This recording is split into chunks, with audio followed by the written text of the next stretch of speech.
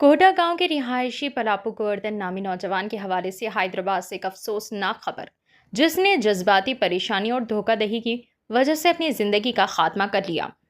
पलापू गोवर्धन नामी नौजवान ने खुदकुशी करने से पहले अपनी जज्बाती अजियत को बयान करते हुए एक वीडियो रिकॉर्ड की।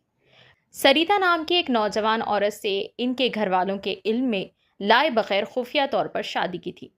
खातून ने मुबैना तौर पर अपने बच्चे को फरोख्त करने के बाद किसी दूसरे फर्द से शादी करने का फैसला किया। गोवर्धन ने अपनी जान ले ली। इस हकीकत को बर्दाश्त ना कर सका। वो आगे बढ़ रही थी और किसी और के साथ शादी का बंदोबस्त कर रही थी। ये वाक़या हैदराबाद के हयात नगर पुलिस स्टेशन के हुदूद में पेश आया। आइए नाज़रीन, देखें यह रिपोर्ट।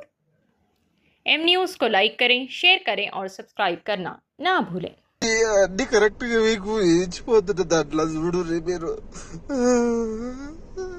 అన్నిటికన్నీ వచ్చి ఇచ్చిపోతాం మీకు చూడు దాన్ని ఏమి ఎట్టి పరిస్థితుల్లో దాన్ని ఇచ్చిపెట్టకుని నన్ను మోసం చేసింది. దానివల్ల ఒక కొడుకు కూడా పుట్టింది. నాకు కొడుకు పుట్టింది అది వేరేటోళ్ళకి ఇప్పించింది. నేను మంచిగా ఇప్పుడు పెళ్లి చేసుకోలేను. నేను అది ప్రెగ్నెన్సీ కూడా తీసేసిన కూడా వచ్చింది. ఇక 7 నెలలు తీయలేక ఆ ప్రెగ్నెన్సీ కూడా బయటకు వచ్చింది. అది అన్నింటి తన్నులాడి ఏడవాడి ఆడవాడి తన్నులాడి ఆ ప్రెగ్నెన్సీ కూడా ఆడు పుట్టిండు. ఆడు పుట్టినాక మంచిగా ఉండే, ఏం ప్రాబ్లం లేదే నాకు. నేను చిన్నప్పుడు నీ కడుపులు ఎట్లా పుట్టాడు వాడు కూడా అట్లా పుట్టిండే. పుట్టినాక దానికి ఒక్క గోలి కూడా చూసేలేదే. సేమ్ లాలేకనే పుట్టిండే ఆడు. అసలు అసలు ఏమి ఇబ్బంది లేకుండా పుట్టినాడు. ఇంత గలీజ్ లేకుండా పుట్టిండాడు. కడుపులోకి వెళ్ళి ఎంత నీట్గా ఉన్నాడో మీకు ఫోటోలు కూడా ఉన్నాయి, అన్ని ఉన్నాయి, చూసుకొని మీరు. మీకు ఆడు పుట్టిండు కూడా బడగూడలా మొహోడి హాస్పిటల్ పుట్టిండు. నవంబర్ నెలలో పుట్టినాడు. నా ఫోన్ లో అన్ని ఉన్నాయి, ప్రతి ఒక్క డేటా ఉన్నాయి. నేను పాస్వర్డ్లు కూడా అన్ని పెట్టిపోతా మీకు. ఏమేమి దానైతే ఇచ్చిపెట్టకూడదు దాన్ని. దానైతే ఇచ్చిపెట్టకూడదు దాన్ని. నమ్మించి మోసం చేసింది అది.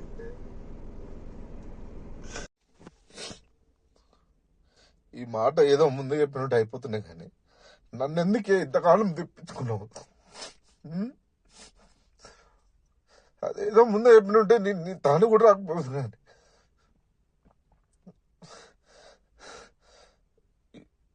నేనే దొరికి రాడు నీకు. నీకు చాయిస్ వచ్చినాక కూడా నన్ను ఇచ్చిపెట్టుకోనికి నువ్వు రెడీ అవుతున్నావే.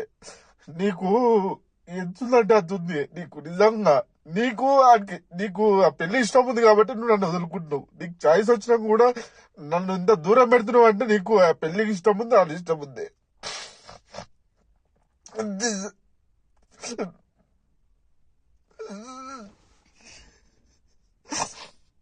నీతో ఎంతో హ్యాపీగా ఉందాం అనుకుంటానే. నువ్వైతే ఇట్లా చేసినవైతే నన్ను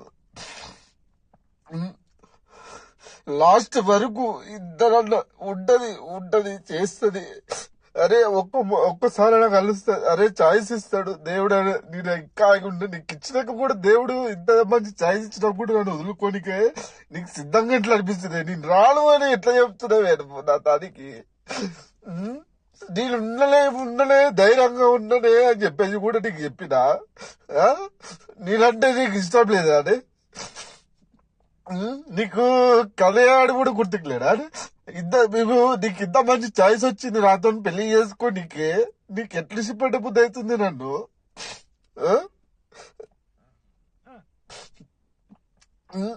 నీకు ఎట్లా ఇష్టపడ్డ బుద్ధి అవుతుంది నన్ను?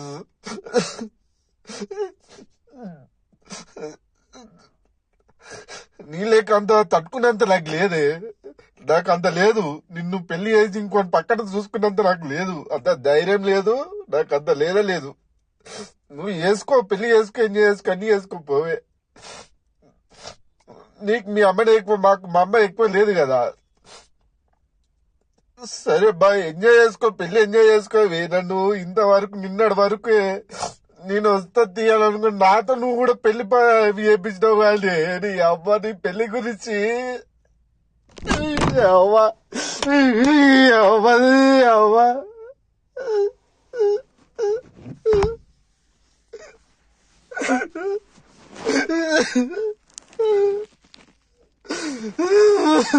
అవ్వ ఎందుకే నన్ను ఇంతగానో చేసినప్పుడు నువ్వు ఎందుకే నన్ను ఇట్లా చేస్తున్నావు నీ అవ్వా సరే పోవే నేను చచ్చిపోతున్నా ఇక నేను పోతా ఇక నేను నీకు ఏ బాధ ఉండదు ఇక టార్చర్ ఉండదు మంచిగా ఎంజాయ్ చేసుకోపో ఇక సరే పో ఇక